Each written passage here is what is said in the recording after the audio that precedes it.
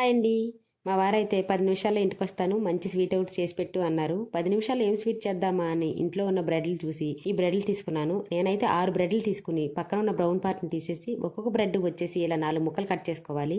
బ్రెడ్‌లన్నీ cut చేసుకున్నాక stove మీద oil పెట్టుకుని ఆయిల్ హీట్ అయ్యింది అనుకున్నప్పుడు స్టవ్‌ని మీడియం ఫ్లేమ్‌లో పెట్టుకుని నేను కట్ చేసి ఉంచుకున్న బ్రెడ్ ముక్కలు వేసుకుని రెండు వైపులా తిప్పుకుంటూ లైట్ గోల్డెన్ కలర్ వచ్చింది అనుకున్నప్పుడు తీసేసుకుంటున్నాను. నేను తీసేసాక కూడా ఈ బ్రెడ్స్ అనేవి కొంచెం కలర్ అనేవి వచ్చాయి. అన్ని బ్రెడ్స్ ని ఇలా వేయించుకుని తీసుకున్నాక ఏదైనా గ్లాస్ బౌల్లో గానీ ఏదైనా ఏ బౌల్లోకైనా సరే అన్ని ఇలా అరేంజ్ చేసుకుని ఉంచుకోవాలి. ఇప్పుడు స్టవ్ మీద ప్యాన్ పెట్టుకుని 2 గ్లాసుల పాలు పోసుకుంటున్నాను. కొలతలు వచ్చేసి ఒక 400 గ్రామ్స్ వరకు ఉంటాయండి. పాలు పొంగొచ్చే లోపు ఒక బౌల్లో ఒక చిన్న గ్లాస్ పాలు పోసుకుని 2 టేబుల్ స్పూన్ల వరకు కస్టర్డ్ పౌడర్ వేసుకుని గడ్డలు కట్టకుండా తిప్పుకుని ఉంచుకుంటున్నాను.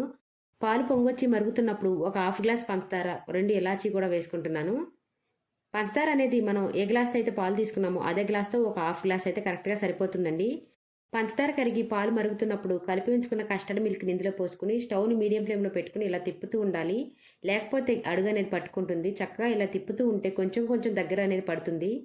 దగ్గర పడి కన్సిస్టెన్సీ వచ్చి ఇలా ఉన్నప్పుడు స్టవ్ ఆఫ్ చేసేసుకుని ఇది ఆరింది అనుకున్నప్పుడు అరేంజ్ చేసి ఉంచుకున్న బ్రెడ్ మీద పోసుకోవడమే. కరెక్ట్గా 10 నిమిషాలు అయితే రెడీ అయిపోతుందండి. ఇది 6 బ్రెడ్లకి మనం చేసుకున్న పాలు వచ్చేసి కరెక్ట్గా సరిపోతాయి. చక్కగా మొత్తం దీనిపైన పోసుకున్నాక మనకు నచ్చిన డ్రై ఫ్రూట్స్ అన్నీ వేసుకుని సర్వ్ చేసుకోవడమేనండి. లేదు సమ్మర్ కాబట్టి కొంచెం చల్లచల్లగా తిందాం అనిపిస్తే ఒక అరగంట పాటు ఫ్రిడ్జ్ లో పెట్టుకుని తర్వాత సర్వ్ చేస్తే దీని టేస్ట్ అయితే చాలా బాగుంటుందండి. మా వారికి అయితే ఈ స్వీట్ చాలా బాగా నచ్చేసింది. ఈ బ్రెడ్స్ అనేవి ఎక్కువసేపు నాననివ్వకుండా క్రిస్పీగా ఉన్నప్పుడు తింటేనే దీని టేస్ట్ అనేది చాలా బాగుంటుందండి.